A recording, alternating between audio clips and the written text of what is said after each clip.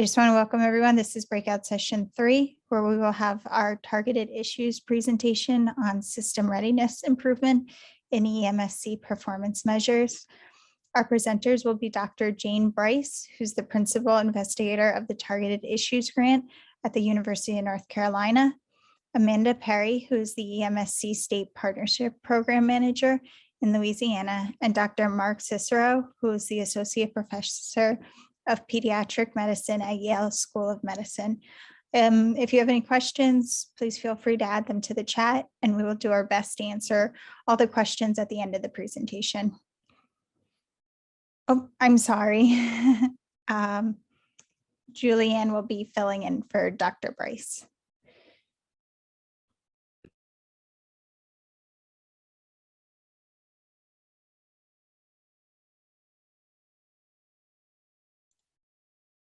All right, will our slides be shared by the IT team? Yes, I think so. I don't have access to them. I'm not sure if they're on just quite yet. And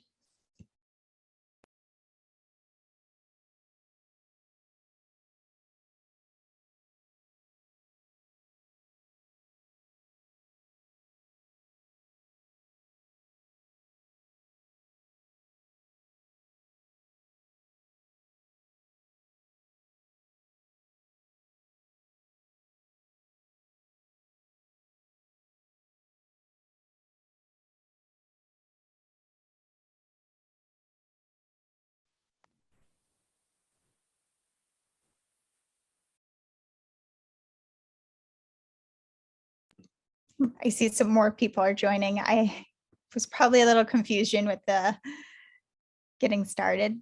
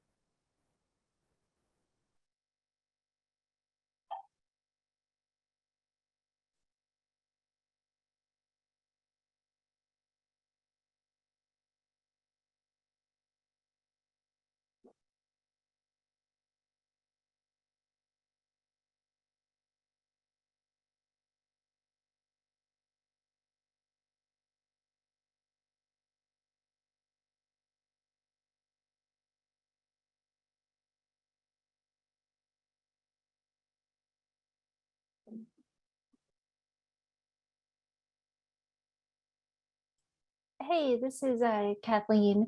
I was just wondering, I don't know if in some of these Zoom breakouts, if people have just shared their own slides, because I don't see one of the IT hosts yet on the call. So I didn't know, Julianne, if you had your own slides, would you want to just share those? Would that be okay with the group? So I know I do have my own slides, and I'm happy to move forward in that. I believe some of our other presenters have created videos that they may also want to share after. Okay, perfect.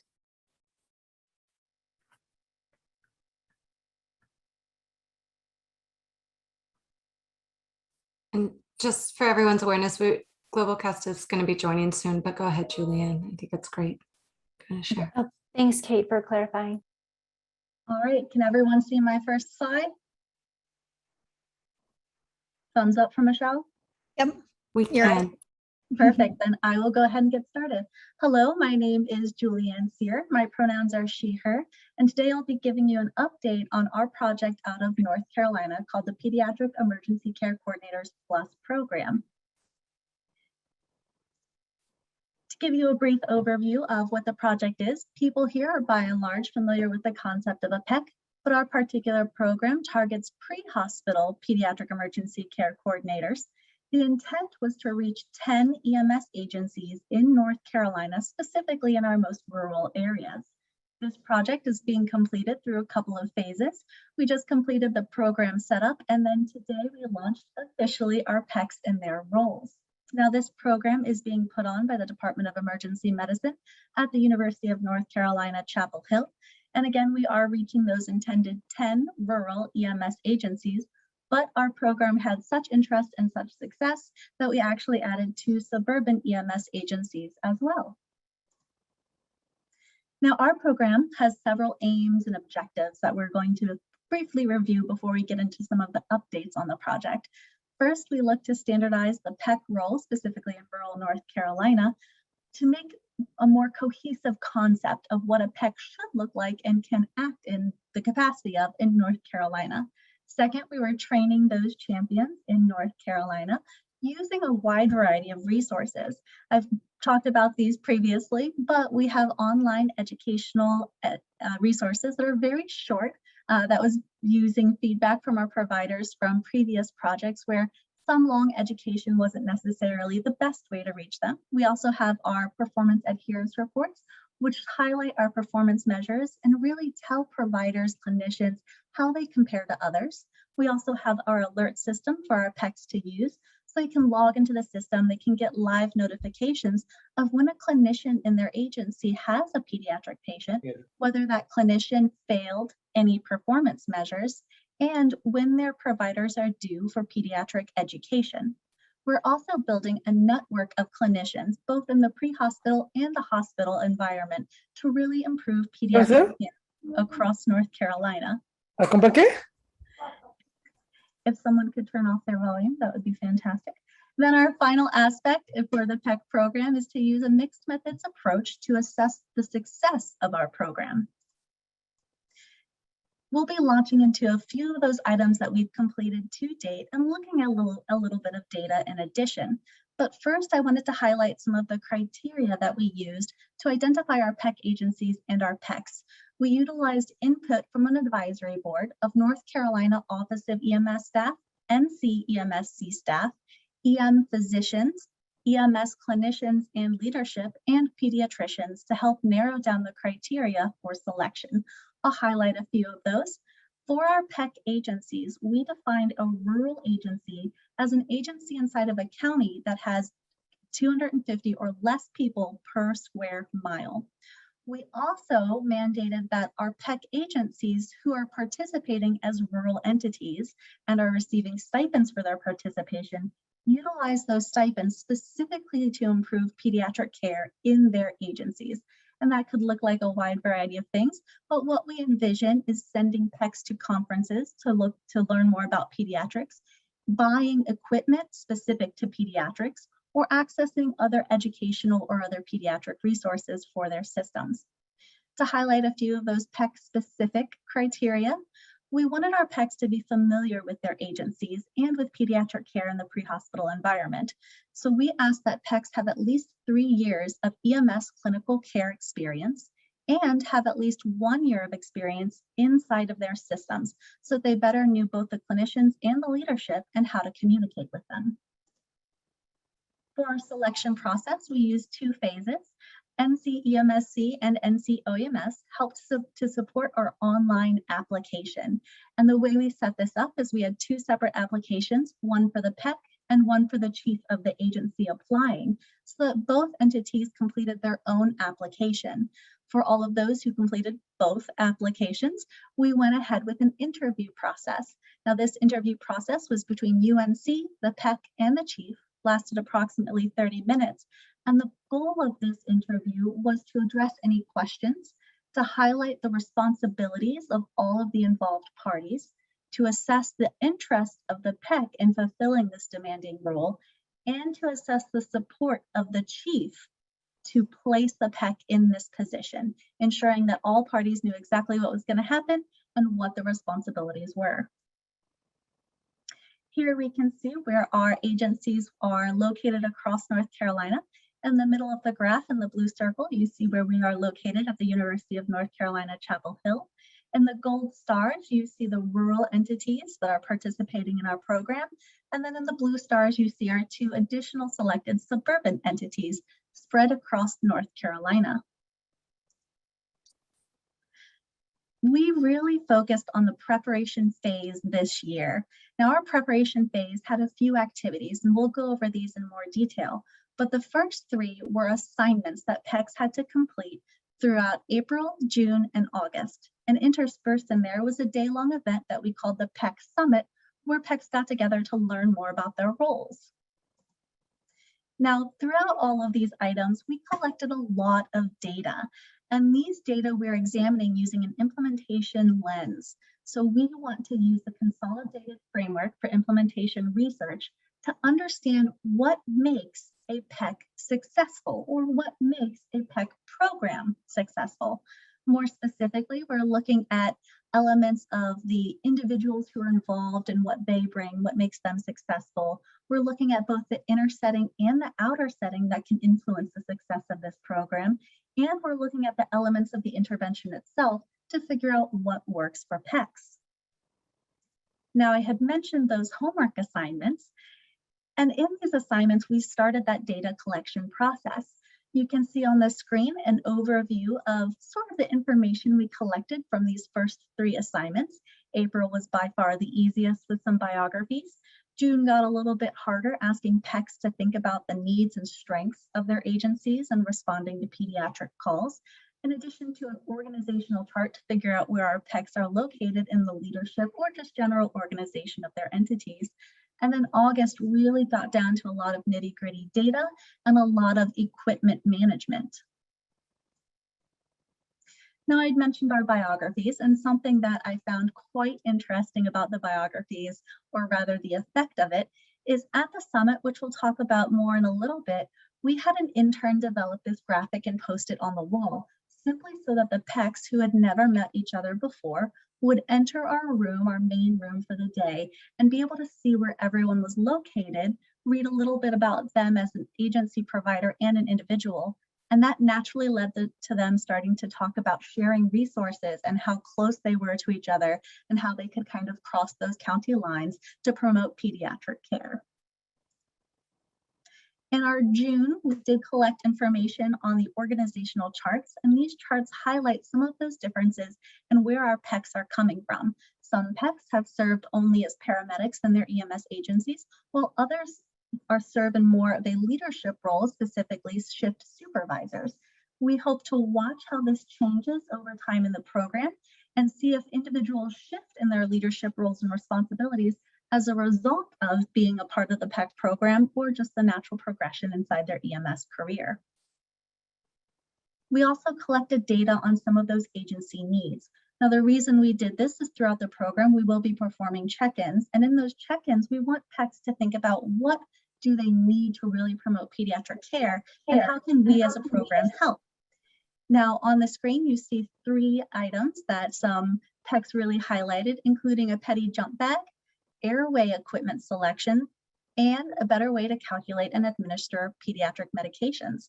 We intend to use this information to kind of point them in the direction of some existing resources and to help them with their stipends and figuring out what resources they can access themselves. Continuing on to some June data, you can see some examples of where PECs highlight connections within their community. We asked them to think about what organizations can you work with to promote pediatric care. And this is three examples, including the Recreation Department, the EMS Public Relations Committee, and nonprofit organizations serving patients and their families in the local area. We hope over time to really watch how this network continues to grow and change as our PECs and their agencies start to really work with some of these entities to promote pediatric care. In our August assignment, which we're still collecting data for, we asked them to really think about data within their agencies. So they're doing a deep dive of 2017 through 2020 data on everything pediatric call related. In addition, we're having them do an extensive inventory of their pediatric equipment, again in the hopes that throughout our check-ins, we can really help them identify gaps in their agencies and address those either with existing resources or those stipends.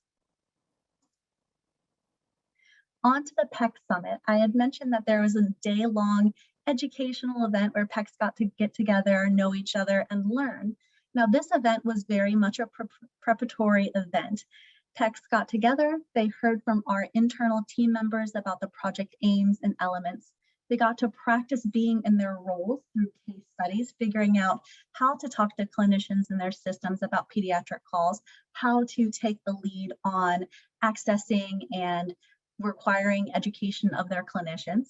They also had the opportunity to learn from some guest speakers, including Greg Edwards, who I believe might be on this call, from North Carolina EMSC, and a local paramedic and mother of 2 special needs children, Zena Sutton, who talked about interfacing with special needs pediatric patients in the pre-hospital environment. We also collected a lot of data ourselves. Some of those data included community engagement, figuring out how EMS clinicians tackle communicating with difficult populations in their areas, collecting information on feedback related to the program, so what elements we intend to deliver to our PECs and how they think those could be useful, and then developing a pre-mortem. So we really asked PECs to brainstorm with us about what elements of the program could potentially fail so that we can tackle those in advance.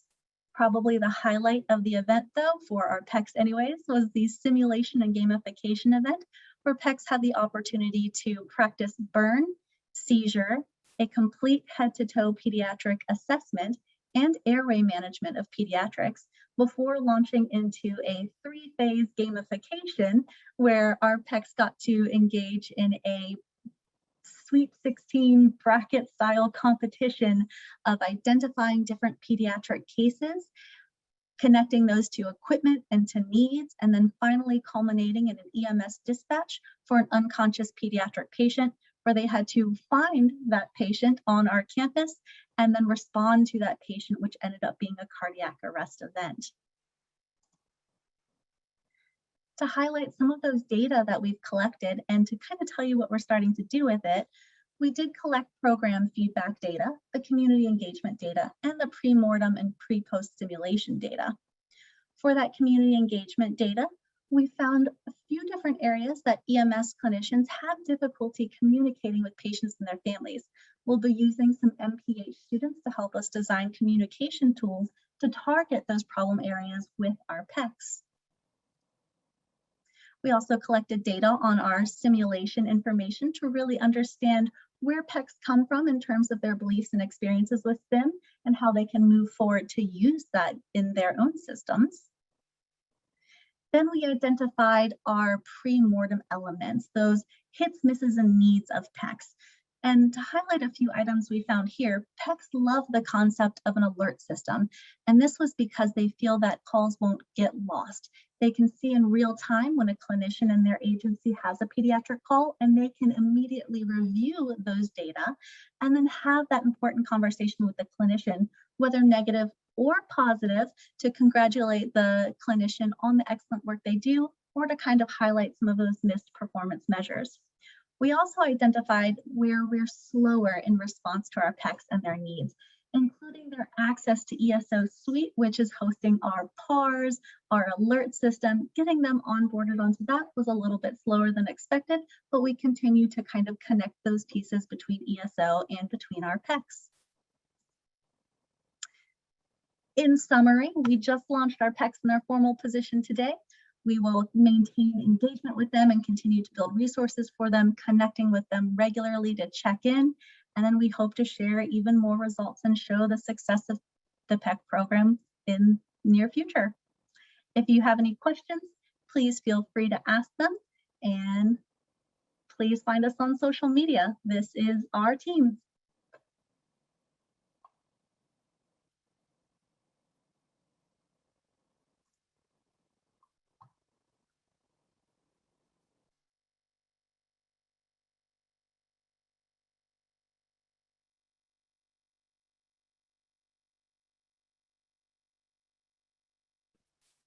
Julianne, I think they were just asking for your contact information. I don't know if you feel comfortable putting it in the chat or if you can bring up the screen.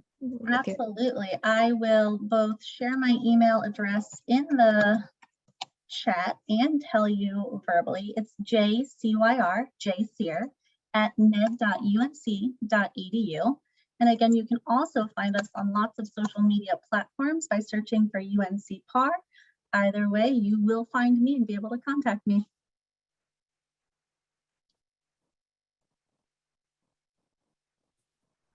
Thank you so much, Julianne. I wanted to say one thing I was wondering about with the organizational chart that I thought was really nice to see was, have you heard from some of the PECs that if they're assigned to a single shift, that they struggle to serve the teams on the other shifts, especially for those more rural communities where they're only really getting paid for when they're on shift? Yeah, that's one aspect that we're super interested in. So something that I sort of glanced over was this concept of the check-in. What we'll be doing is a monthly check-in with each PEC individually, with the intent of following up on the progress of the project. So asking a series of in-depth questions each month about how it's going, what resources they've utilized, how they've spent any money towards a stipend, have they talked with clinicians, what trouble they're having communicating with clinicians and leadership, and really utilizing that opportunity to troubleshoot with them and figure out what does and doesn't work for PECs and how we can try to support them in that role. But that being said, today is their first day, so we hope to find out in the future how their role in their organization really has an effect on their success. Thank you, that's really helpful. Does anyone else have any questions for Julianne? Just while we get the, oh, here we go. We actually just got a question from Sam Vance. How do you plan on continuing to support these PECs once the grant funding ends? That is a wonderful question. So one of the pieces of our project that we're working on is to really communicate with the North Carolina Office of EMS the importance of our online education and the importance of the PARs, the Performance Adherence Reports, that really highlight how clinicians are performing compared to other clinicians across the state, and really meeting those performance measure needs, so documentation in other words.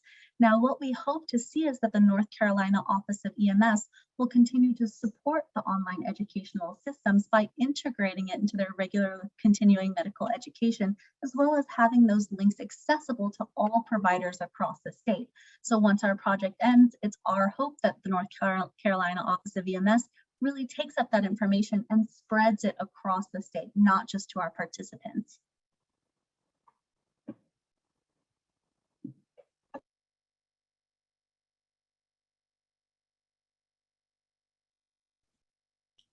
Okay, and does the host have the recording ready for Dr. Cicero? Yes, coming to you now. Perfect.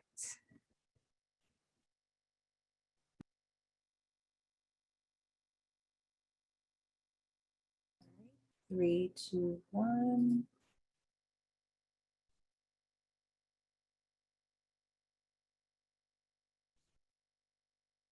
Welcome to our presentation, Safe Children Everywhere, Pediatric Emergency Care Coordination EMS Agencies. We'll be talking about PECs and also talking about our Targeted Issues Grant. First, I have this disclosure and this thank you. Our work wouldn't be possible without a Targeted Issues Grant provided by HRSA EMSC. The authors have no other relevant funding or relationships to disclose. Moving forward, here are the goals of today's talk. First, we're going to aim to understand PECs, or Pediatric Emergency Care Coordination, both the background and rationale for this care. Next, we're going to take a look at our Targeted Issues Project, which is now beginning year 3 of 4. Then we're going to take a look at some of the progress that we've made and some of the ongoing work in this sphere. So the idea of PECs, or Pediatric Emergency Care Coordinators in EMS, isn't a really new idea, but like a lot of good ideas, it's taken a while to get traction. It first really caught a lot of our imaginations back in 2007 when the Institute of Medicine released Emergency Care for Children Growing Pains, this oft-quoted reference. And the IOM in their report said that PECs in an EMS role would oversee pediatric emergency care quality improvement, provide skills training to agency staff, paramedics, EMTs, and other 911 responders. And also they'd ensure that all medications and equipment that are needed to take care of children in the pre-hospital setting are available and updated. So not so new of an idea. And this was a time when the the second Bush administration was happening. However, over the intervening years, it's gained traction. And there have been some predictions about what PECs would mean for EMS agencies and ultimately for the children for whom they care. First, we thought that PECs would help identify gaps in the care that children receive, that they'd help maintain strong relationships with state EMSC partnerships and build that network at the state level and the regional level, that they'd help with disaster planning, establishing and maintaining pediatric EMS protocols and ensuring that pediatric EMS isn't consigned to being an addendum at the end of the larger protocols. Helping to establish the quality improvement for children is part of what all EMS agencies do, and that dispatch 911 response that is first coordinated before EMS even arrives is part of pediatric planning, reviewing medications and devices, and making sure there's good synergy between those and the protocols, and making sure that there's a liaison between hospitals and EMS agencies. Finally, a linchpin for all of this is education and ensuring that EMS providers are skilled in pediatric and family-centered care. In thinking about our project and thinking about targeted issues grants and what we've been up to, our project is called Measuring the Influence, Magnifying the Impact of Pediatric Emergency Care Coordination. In broad strokes, our goals have been looking to see whether there's an association between the presence of a PEC in an EMS agency and improvements in the quality of care for children, and ultimately better outcomes for pediatric patients.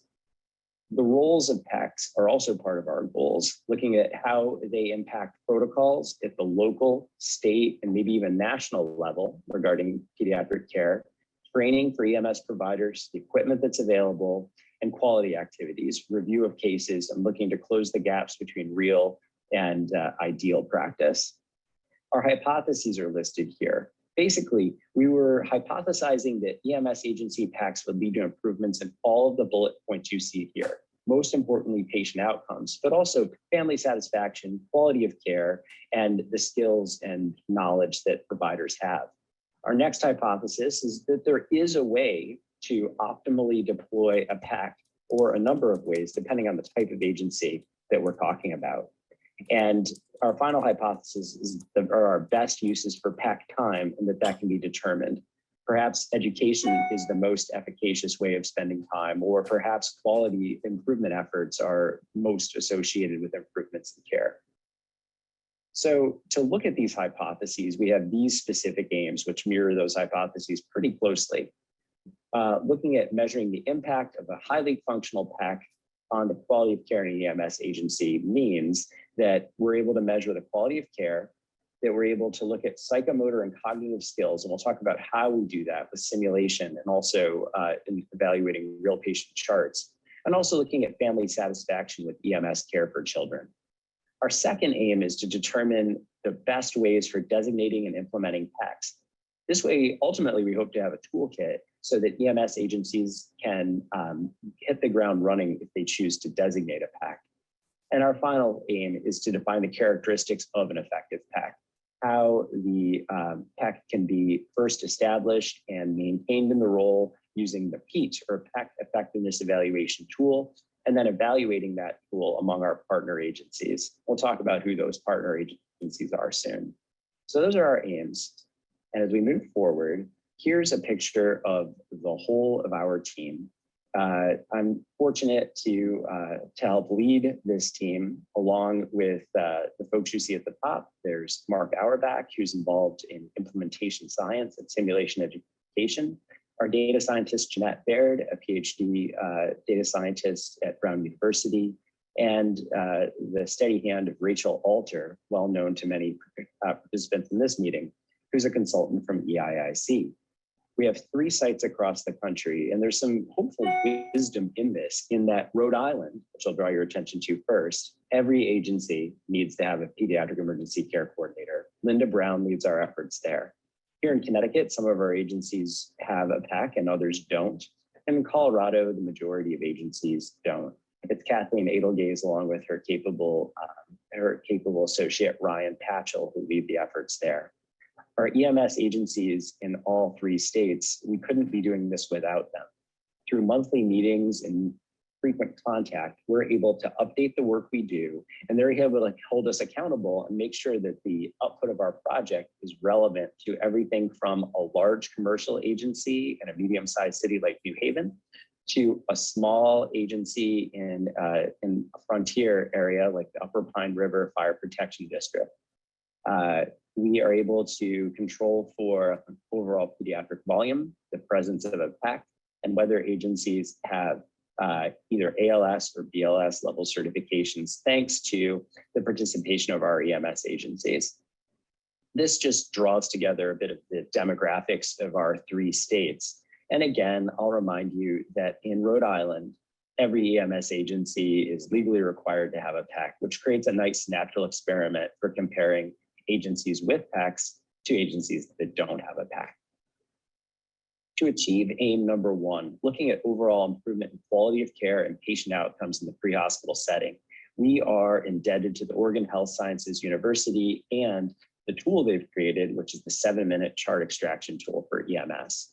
We are using a modified version of this to look for any pre-hospital safety events that may include unexpected or deviation events that differ from protocols for patients.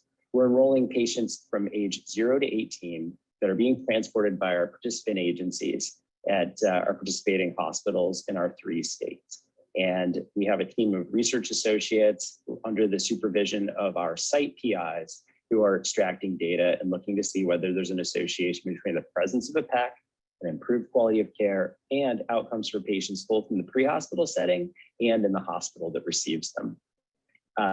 I'll speak briefly about our use of simulation to augment what we see with real patients. We aren't able to control, obviously, the degree of criticality that patients have in the pre-hospital setting. So what we can do is ensure that we have the same evaluation sims that we use on an annual basis to assess the psychomotor and cognitive skills of our providers. And this allows us another comparison between PEC and non-PEC agencies. One early success that we've had is the derivation of the family tool. And I'll let you read what our little acronym stands for. But most importantly, this instrument allows us to assess the family perception of safety, communication, awareness of a family's needs, approach to children with special healthcare needs, and overall family satisfaction with EMS care. And there's a companion assessment that EMS providers are asked to complete that helps us understand their perceptions of their interactions with family members. This holistic approach allows us to measure whether family satisfaction is affected by the presence of a PEC in an agency. To achieve aim 2, we are looking to determine the effectiveness for designating PECs and having our PEC adoption tool. This allows for agencies that don't yet have a PEC to go about the PEC adoption process and also to maintain the role if the current PEC goes on to another agency or is promoted within the agency. Finally, aim number 3 looks at the characteristics of an effective PEC, derivation of the PEC effectiveness tool, and the use of the HEAT, as it's called, within our agencies to better understand what roles best move forward the overall goal of improving the quality of care for children in the pre-hospital setting. So in conclusion, we're looking for linkages of PEC activities to all of these outcomes, most importantly, patient outcomes and quality of care, but importantly, family outcomes. And I'd like to give a shout out to our Family Action Network participants who've made that aim possible and also participate in our simulations. Our next outcome is the PEC implementation framework that serves as a model for states and individual EMS agencies. And finally, the understanding of a PEC as far as their effectiveness, evaluation, and also the maintenance of that role beyond the first PEC who's established in an agency. Thank you for your attention. I'm looking forward to your questions.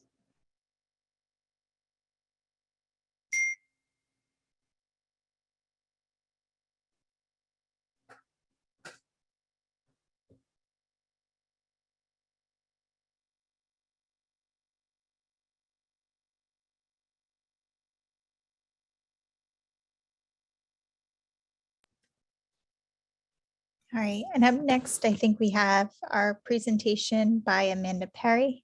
She pre-recorded a video as well.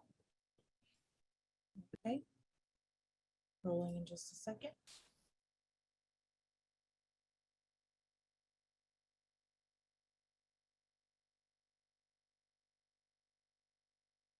Starting in 3, 2, 1.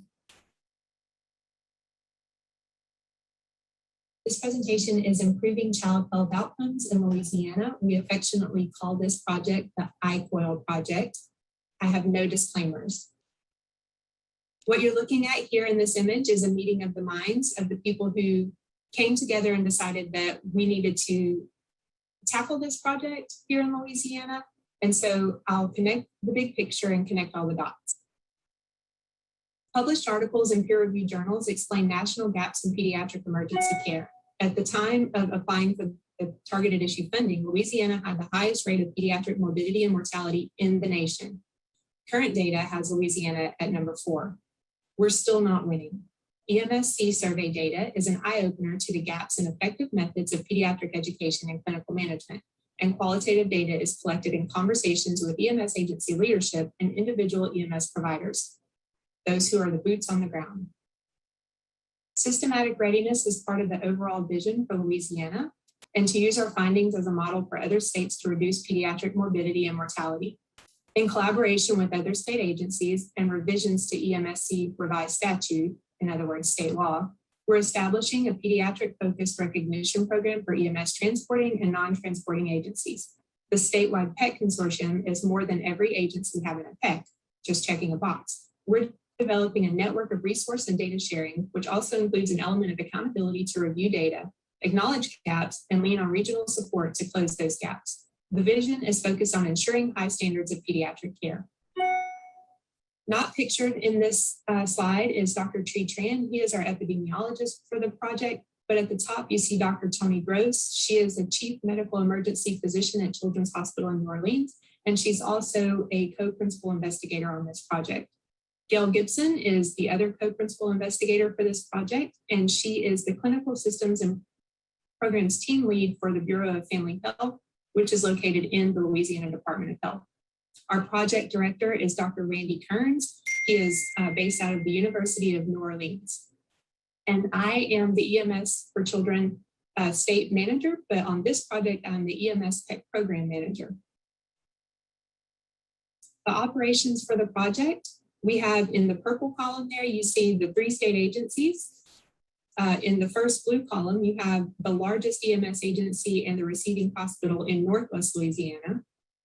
In the green columns, we have the largest EMS agency and hospital in Southeast Louisiana. And the navy column on the right side is the EMS agency and children's hospital in Louisiana State Capital, which is Baton Rouge. So on the left, we have our 3 state agencies. The first blue column is in the northwest part of the state that includes Shreveport Fire and EMS, and then Ochsner LSU Shreveport, which is a trauma center up in that part of the state. The green is the EMS agency that's participating in the project out of New Orleans, and Children's Hospital New Orleans, which is where the pediatric patients are transported to in that area of the state. And then in Baton Rouge, we have our state capital information. We have East Baton Rouge EMS participating on the project, and they transport their patients, their pediatric patients, to Lady of the Lake Children's Hospital in Baton Rouge, where we're also receiving data from them. Participating organizations equate to 8,000 patients per year that we're collecting data on. However, we're receiving data from hospitals that include patients transported by non-participating EMS agencies. By non-participating, I don't mean that they didn't want to participate. It's just we didn't invite every EMS agency to participate, but we're still getting data regarding those EMS agencies. So they're not participating directly in the project, but we are receiving data regarding the patients that are transported. So we're able to see data from agencies that do not have a PEC and compare it to agencies that do have a PEC. We set high-level goals for the different aspects of the project, and we drilled them down to relative objectives and furthermore into respective deliverables. A typical work plan, strategizing, goal setting, and measures to hold the team accountable. It's no surprise that COVID threw a wrench in our timeline. In addition to COVID, Louisiana experienced 8 named storms, which include devastating hurricanes and tropical storms. Our timeline looks a bit different now, but we're still on track despite setbacks in collecting data from the understandably overwhelmed emergency departments. Switching gears to how we're collecting, analyzing, and using the data, it's complicated. This picture is basically a visual of how my brain compartmentalizes and color codes different aspects of the work we do. Thanks to a wonderful leadership team and EMSC advisory board, I bring color-coded paper and they bring the expertise. The data flow chart, this is a demonstration of how the data flows from the hospitals down into a secure server set up by the Louisiana Department of Health. The epidemiologist then pulls the data into a Bureau of Family Health server to be processed, which the Bureau of Family Health is where our epidemiologist is housed. It's also where one of our co-principal investigators is housed, and it's also where I am based out of within the Department of Health.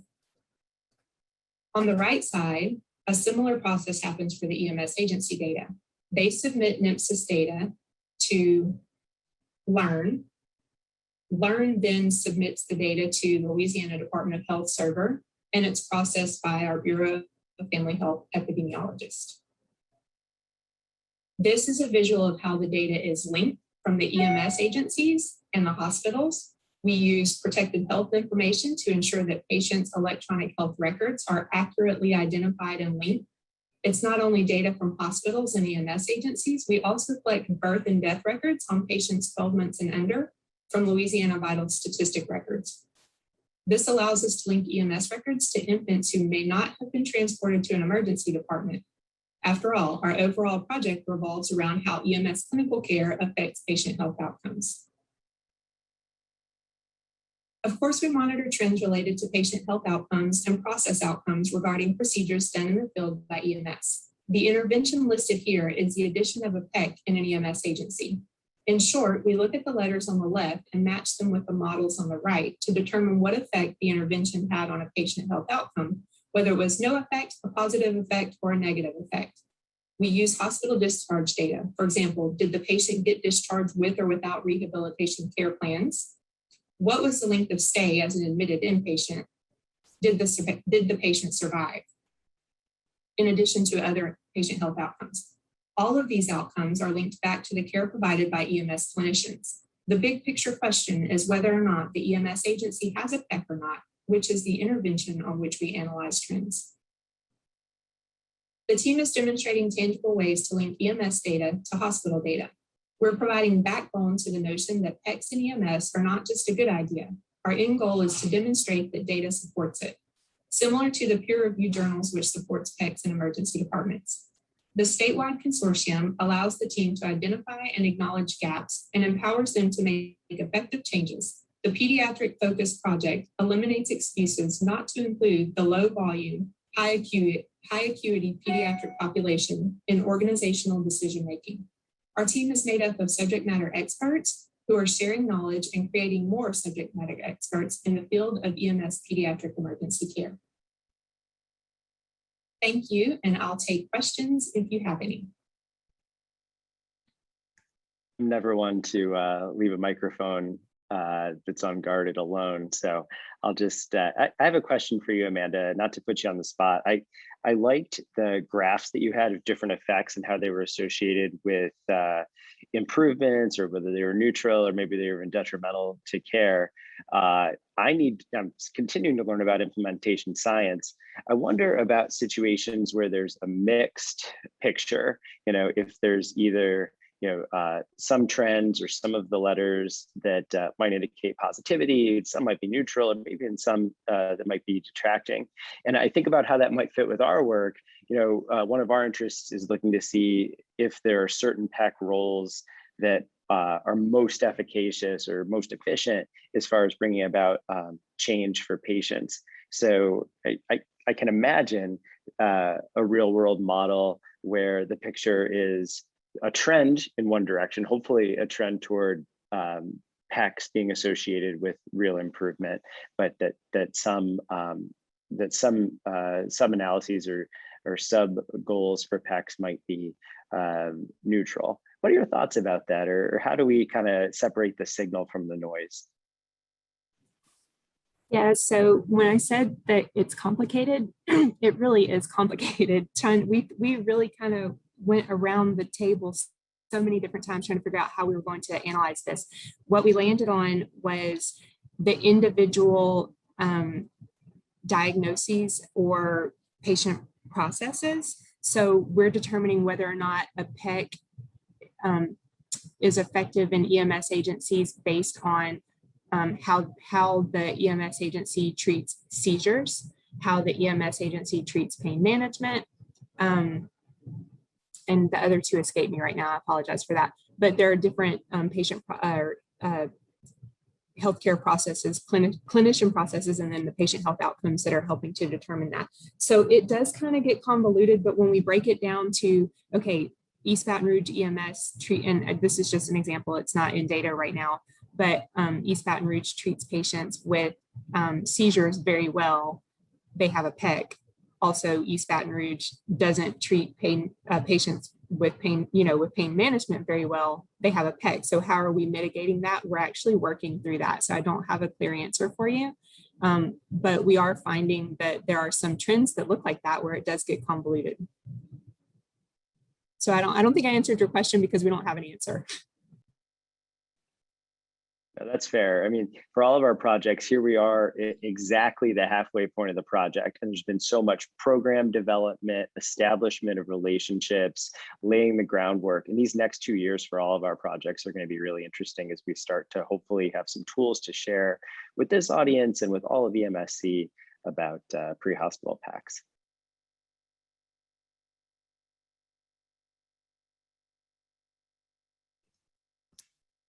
And Julianne, Patty Fanflick had asked just to hear a little bit more about the non-traditional partners that you had mentioned. So to give everyone a brief reminder, one of those homework assignments for the PECs was to really think about partnerships in their community. And something I had highlighted was asking those PECs to really think about potential community partnerships. And so on the screen, I put up a few pieces like nonprofit organizations that provide services to folks, or the EMS communications folks, or the health department. But we did have a wide variety of responses, including some that you wouldn't necessarily think our PECs would highlight. Some of the more interesting ones were churches, for example. We are in the South and we are focusing on rural environments where religion is a particular way of life. And so numerous PECs did highlight local churches as potential partnerships. They also highlighted places like daycares and early education programs, in addition to some very fun ones that I have not mentioned to folks before, but things like car shows on Thursdays in their local communities, as well as the Relay for Life. So all of these interesting partnerships that PECs are thinking about, how can we really get at families and get at their kids to promote pediatric awareness and preparation in the pre-hospital field.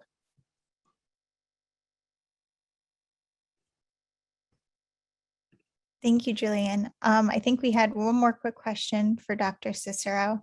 Sam Vance had said in the chat that you mentioned linking outcomes to having a PEC. Are those discharge outcomes, or how are you obtaining this information? Thanks for that question, Sam. It's good to see you here. The way we're doing is we're linking charts in ESO for the pre-hospital run forms, along with the emergency department and hospitalization if the patient was hospitalized records.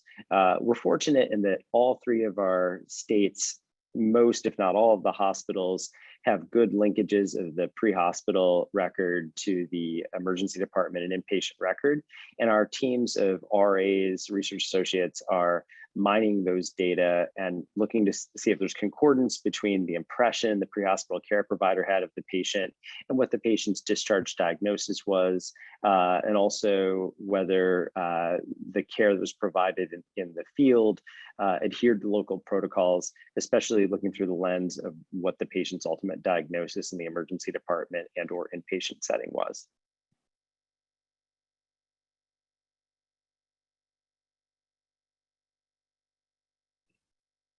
All right, thank you.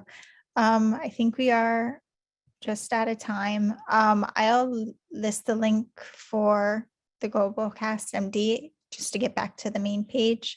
Thank you so much, Dr. Cicero, Julianne, and Pat, and oops.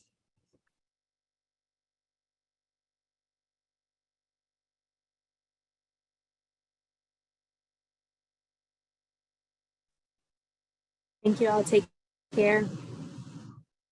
Thanks, everybody.